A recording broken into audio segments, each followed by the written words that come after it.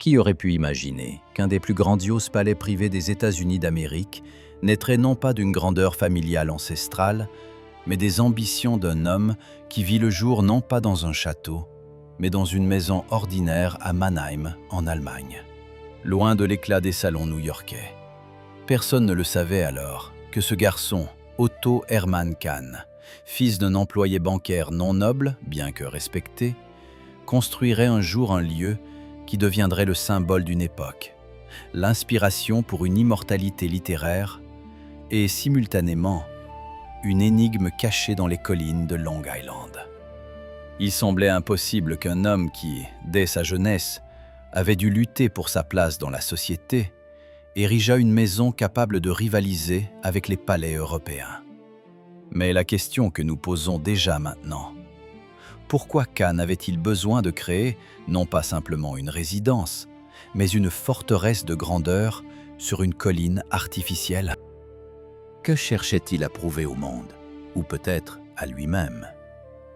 Au début du XXe siècle, Long Island fleurissait comme refuge des nouveaux riches, des gens qui aspiraient à réécrire leur propre destin en érigeant des palais où leur nom pourrait résonner avec autant d'assurance que les patronymes de l'ancienne aristocratie. Cependant, l'histoire d'Otto Kahn ne cadre pas avec l'image habituelle des « nouveaux argents » qui surgissent soudainement et ne visent que l'éclat extérieur. Chez Kahn, c'était autre chose. Un mélange de raffinement, d'une exigence presque européenne pour les détails et d'une volonté de faire d'un homme qui voyait le monde en chiffres, schémas et stratégies. Quand, en 1914, les premiers ouvriers commencèrent à élever l'énorme colline artificielle qui deviendrait la fondation du futur Oeka Castle, peu de gens comprenaient l'ampleur du projet. Devant eux ne se dressait que de la terre qu'il fallait élever plus haut que la nature elle-même. Mais pour Kahn, ce n'était que le début.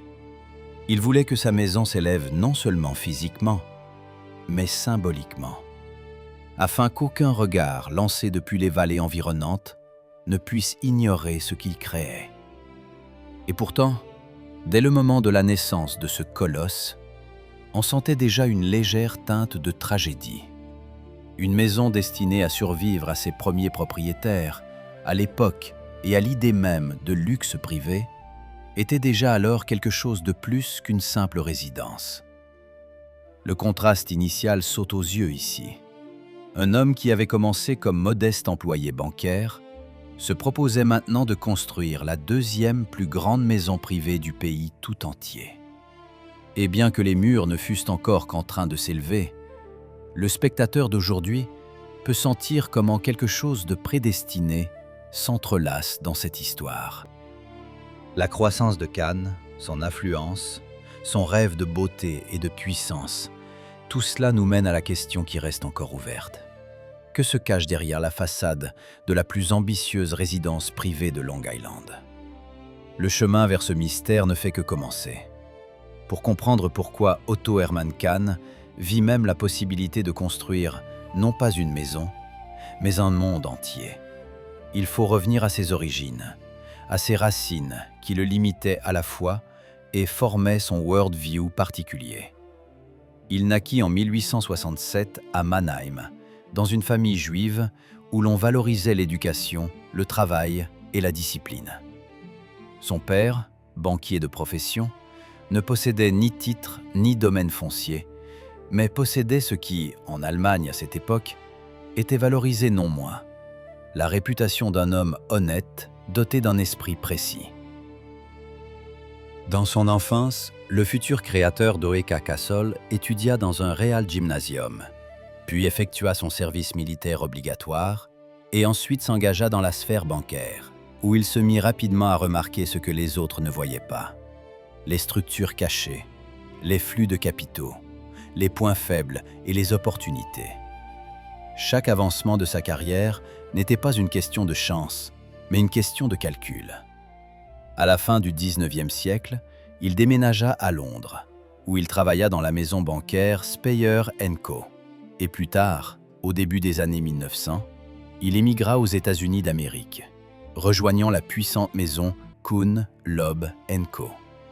Ici, à New York, il se confronta à un monde où l'ancien argent, des familles comme les Vanderbilt, contrôlait les structures sociales. Khan, malgré sa richesse et son intelligence brillante, restait un étranger. Et c'est ici que naît le premier hameçon substantiel. Son worldview se formait non seulement du désir de succès, mais aussi d'une résistance silencieuse aux barrières qui ne l'acceptaient pas. Ce conflit intérieur, un homme aux immenses capacités, mais avec un accès social limité, devint la base de sa stratégie. Il ne tenta pas de s'imposer là où on ne l'attendait pas. Il créait ses propres espaces, ses propres scènes, où c'était lui qui dictait les règles. Ce n'était pas pour rien que ses contemporains notaient « Khan agissait toujours par la création de systèmes, et non par la tentative de s'intégrer dans ceux des autres. » Cela se voyait aussi dans son activité de mécène et dans son intérêt pour la musique, l'art, l'architecture. Il n'était pas simplement un financier, mais un homme au goût esthétique profond, bien que cela ne le rende pas un héros idéal. En lui coexistait à la fois le désir de beauté et le désir de contrôle. Khan travaillait à une époque de changements fulgurants. La Première Guerre mondiale, la croissance fulgurante des villes américaines, l'ascension des jeunes manias, tout cela rendait l'arène sociale particulièrement tendue. Il voyait ce monde comme un échiquier, où certains joueurs s'accrochent au passé, tandis que d'autres s'élèvent avec rapidité et rudesse. Et au milieu de ces forces, il forgeait sa propre réponse.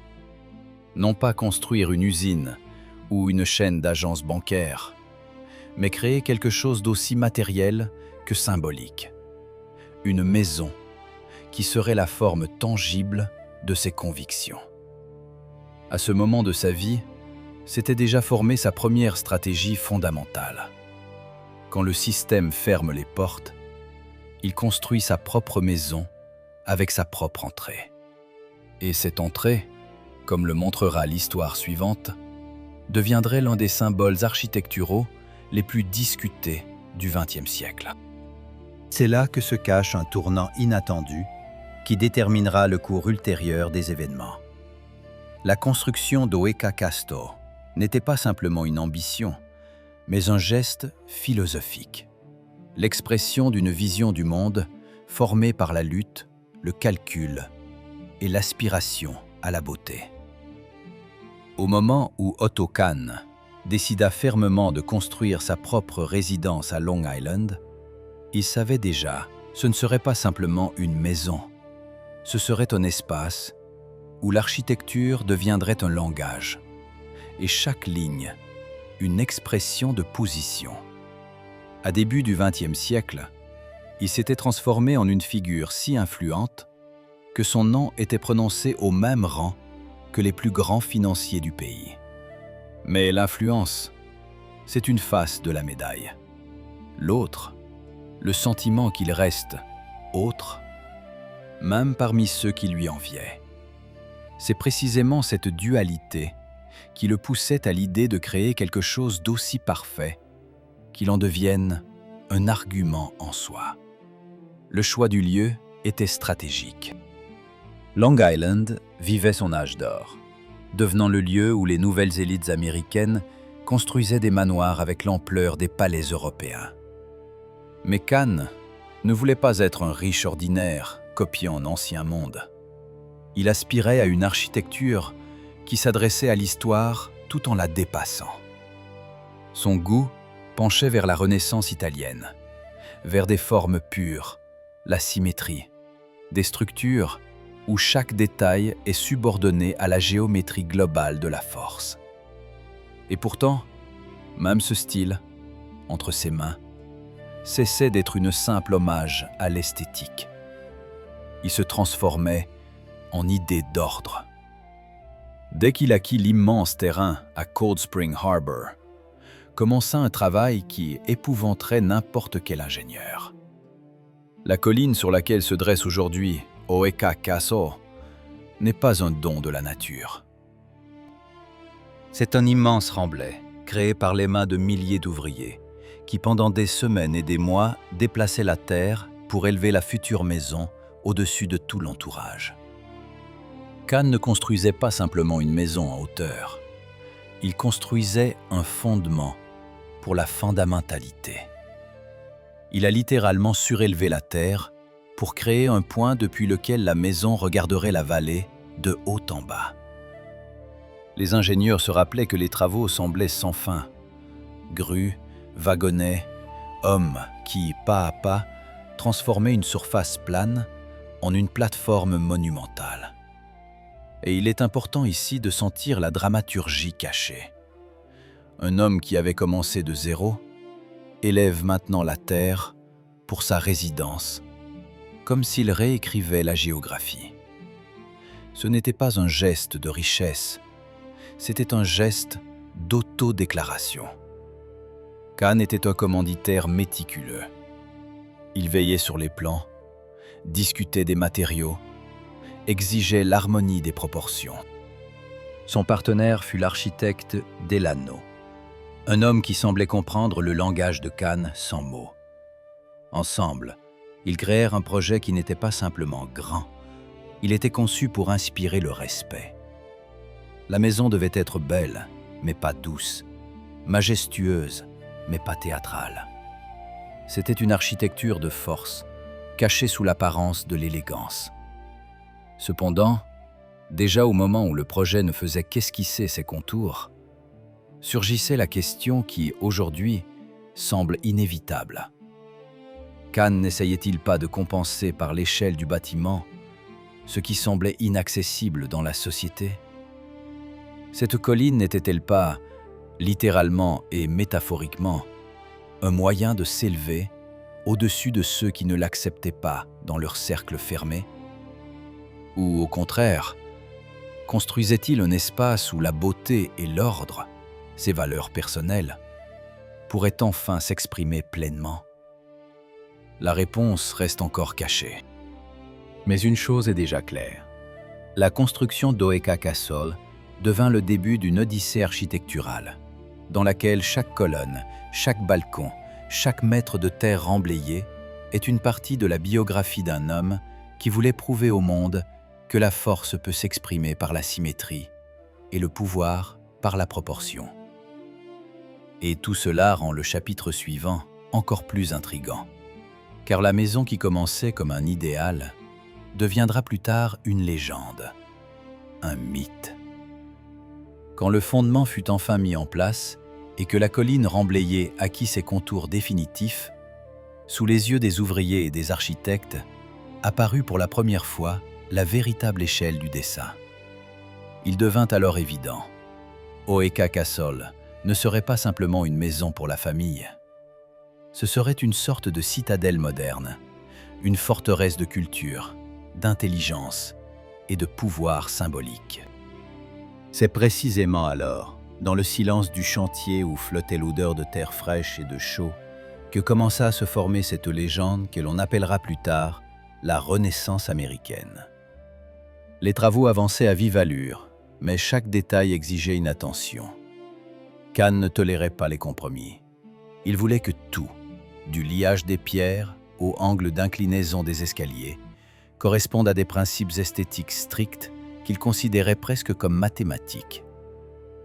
Le projet rappelait non pas la construction d'une résidence privée, mais le déploiement d'une gigantesque combinaison d'échecs, où chaque coup était prémédité. C'est là que se manifestait le caractère de Kahn. Il n'était pas un homme d'impulsion, il était un homme de structure. À cette époque, nombre de ses connaissances, collègues de la maison bancaire et même membres de l'establishment new-yorkais se posaient la question: pourquoi un homme qui passait la plus grande partie de sa vie en voyage d'affaires et négociations avait-il besoin d'une maison comparable en taille au palais européen? La réponse se trouve plus profondément que dans le désir de montrer sa fortune. Kahn ne construisait pas pour le public extérieur. Il construisait pour l'ordre intérieur de son propre monde. Son activité de mécène, soutien aux musiciens, artistes, théâtres, le distinguait depuis longtemps des autres financiers de l'époque. Mais l'art en soi n'était pour lui qu'une partie d'un dessin plus vaste.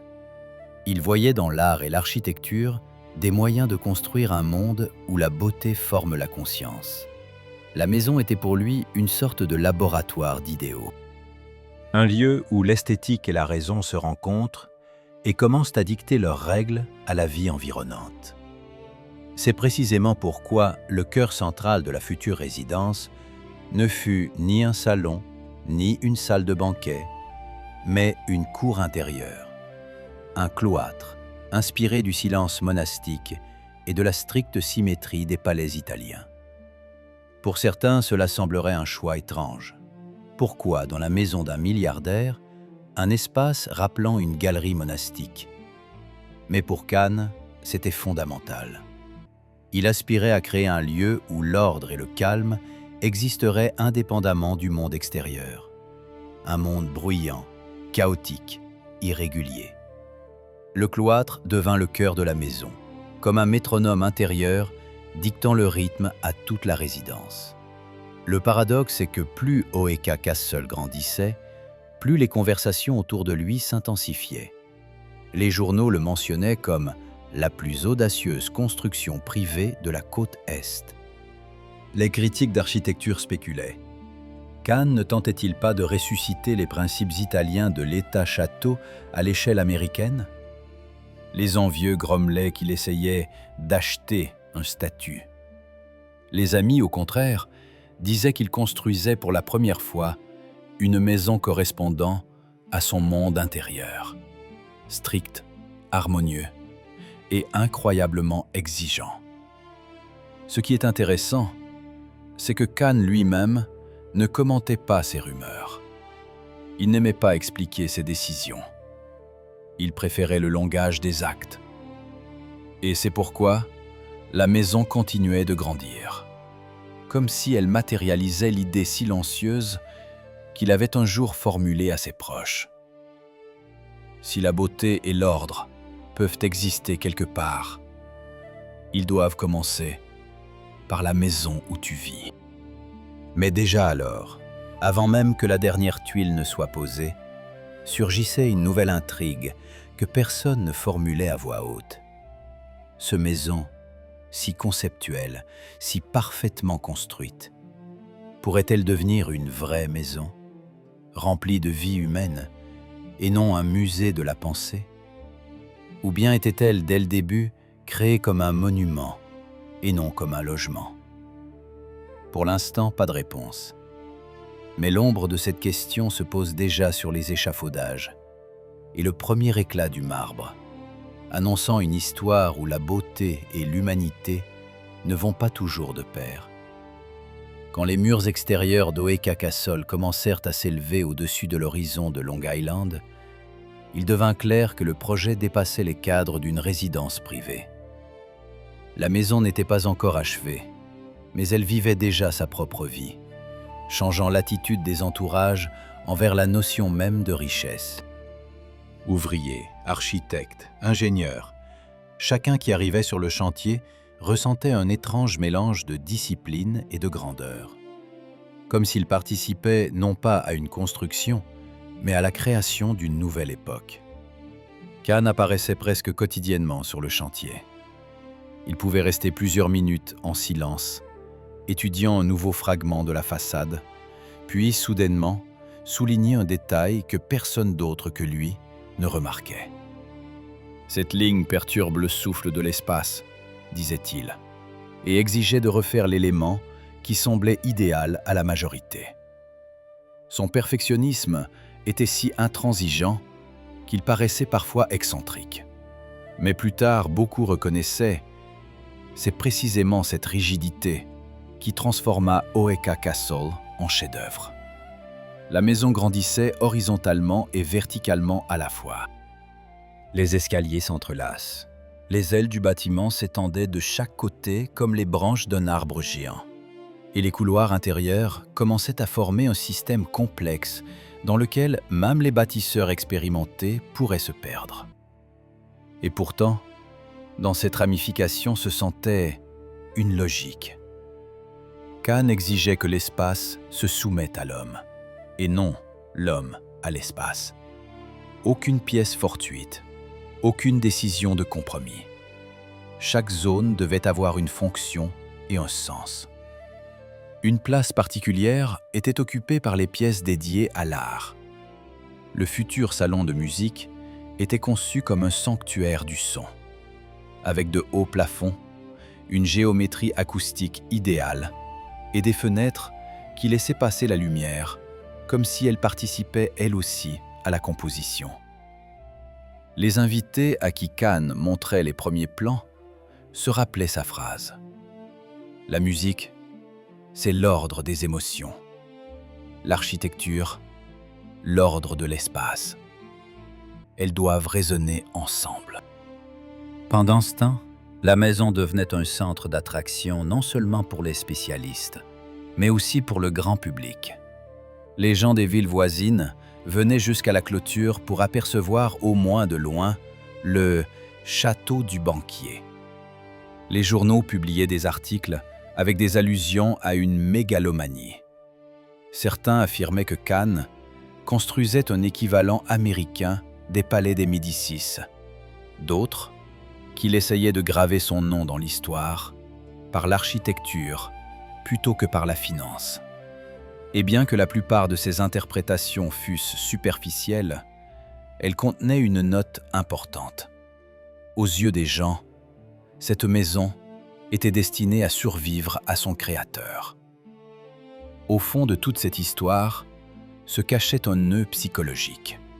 Kahn restait encore un homme dont la jeunesse s'était déroulée sous le signe d'une lutte constante pour la reconnaissance. Il savait que dans certains cercles, on ne l'accepterait jamais vraiment.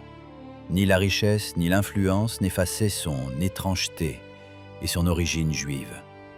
Mais au lieu d'essayer de changer les gens, il créait un espace où les règles lui appartenaient à lui seul. Et c'est ici qu'émerge un nouveau tournant. Plus la maison acquérait de finition, moins elle ressemblait à une résidence familiale habituelle. Elle développait une tonalité de sévérité, une distance presque impériale, qui convenait davantage à un musée ou à un institut qu'à un foyer domestique. Il semblait qu'Oeka Castle fût destiné non pas à la vie, mais à la démonstration, intellectuelle, symbolique, esthétique. Mais était-ce un choix conscient de Kahn ou un résultat involontaire de son caractère? Il aspirait à la beauté et à l'ordre, mais un ordre trop absolu, inévitablement, étouffe la vie. Et au moment où le toit était presque posé, où les façades brillaient enfin au soleil, dans l'air commença à se faire sentir la première ombre du paradoxe futur. Un homme pourrait-il vivre à l'intérieur de l'idéal qu'il avait lui-même construit? Ou l'idéal, comme toute forme parfaite, repousse-t-il inévitablement tout ce qui est vivant?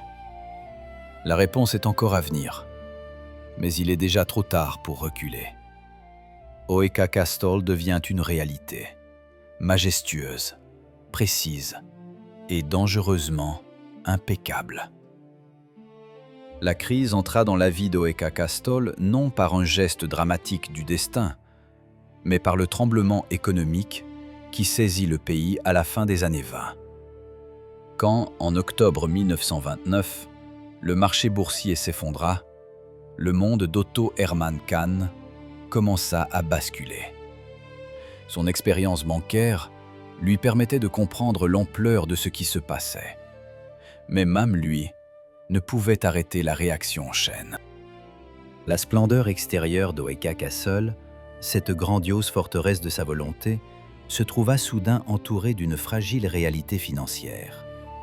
Pendant ces mois, la maison cessa d'être un projet de force et devint un rappel du prix de l'ambition. L'entretien du vaste domaine requérait un état-major d'employés, des dépenses quotidiennes et la présence constante du maître de maison. Mais Kahn était de plus en plus souvent à New York, où il s'occupait de sauver des projets, soutenait des initiatives publiques, plaidait pour des programmes culturels, essayant de retenir ce qui semblait s'échapper à vive allure.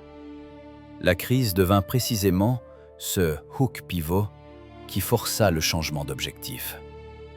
Si auparavant Kahn aspirait à créer un espace capable d'exprimer la beauté et l'ordre, maintenant, se posait devant lui la question du sens. Il participait de plus en plus souvent à des rencontres caritatives, soutenait des artistes, finançait des projets publics. Ses discours publics évoluaient. Moins sur les affaires, plus sur les valeurs et la responsabilité culturelle. Cependant, physiquement, il revenait à Oeka Castle de moins en moins souvent. Ici, dans cette maison, on ne sentait plus le triomphe, mais une étrange vacuité. Les vastes salles, créées pour la musique et les soirées mondaines, restaient silencieuses. La géométrie affinée des pièces, qui autrefois suscitait l'admiration, semblait maintenant superflue, presque lourde. Il semblait que la maison, construite comme symbole de dépassement, devienne un rappel que l'homme ne peut contrôler tout. Après la mort de Khan, en mars 1934, ce sentiment même détermina le destin ultérieur du domaine. Sa famille ne pouvait plus entretenir une résidence de cette envergure. La maison passa de main en main, se transformant tour à tour en école temporaire, en objet militaire, en espace presque abandonné. Dans chacune de ces périodes se manifestait ce que plus tard les historiens appelleront la renaissance de l'héritage. La maison cessa d'être une forteresse personnelle et devint un fardeau public, puis un potentiel public. Et dans cette transformation apparut un nouveau regard sur le second personnage de toute l'histoire, sur la maison elle-même, Oeka Castle. Maintenant, elle devenait un acteur, reflétant les changements de l'époque. De rêve privé, elle passait à la recherche de cette forme d'existence qui lui permettrait de retrouver du sens. Cette crise ne brisa pas l'histoire. Elle rendit possible sa continuation, mais sur d'autres bases. Quand à la fin du XXe siècle, Oeka Castle se trouva au bord de la disparition, il devint clair. La maison avait survécu à son créateur, mais n'avait pas survécu à sa propre idée. L'échelle, conçue par Khan comme une affirmation d'ordre et de beauté, devint trop lourde pour une époque où les palais privés ne pouvaient plus se soutenir sur un seul nom.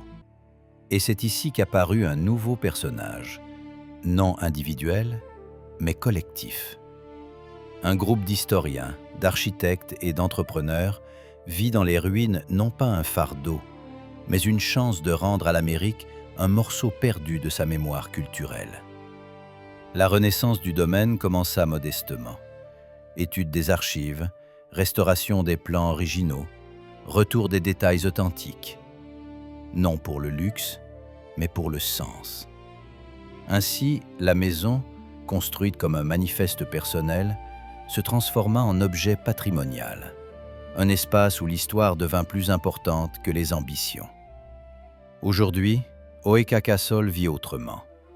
Ici se déroulent des concerts, des tournages de films, des événements ouverts. La maison ne se cache plus de la société. Au contraire, elle lui sert. Et c'est là le tournant final. Ce qui était autrefois une barrière entre Cannes et le monde devint un pont entre le passé et le présent. Cette histoire rappelle l'intrigue du Grand Gatsby, mais avec une autre conclusion. Gatsby aspirait à être vu. Cannes aspirait à construire un idéal. Et tous deux se heurtèrent à cela. L'homme ne peut retenir éternellement l'espace qu'il a créé. Mais contrairement au héros fictif, Oeka Castle obtint une seconde vie, parce qu'il trouva un nouvel objectif. La leçon ici est simple et paradoxale. La grandeur ne réside pas à construire quelque chose de plus grand que soi, mais à permettre à cette chose de vivre après soi.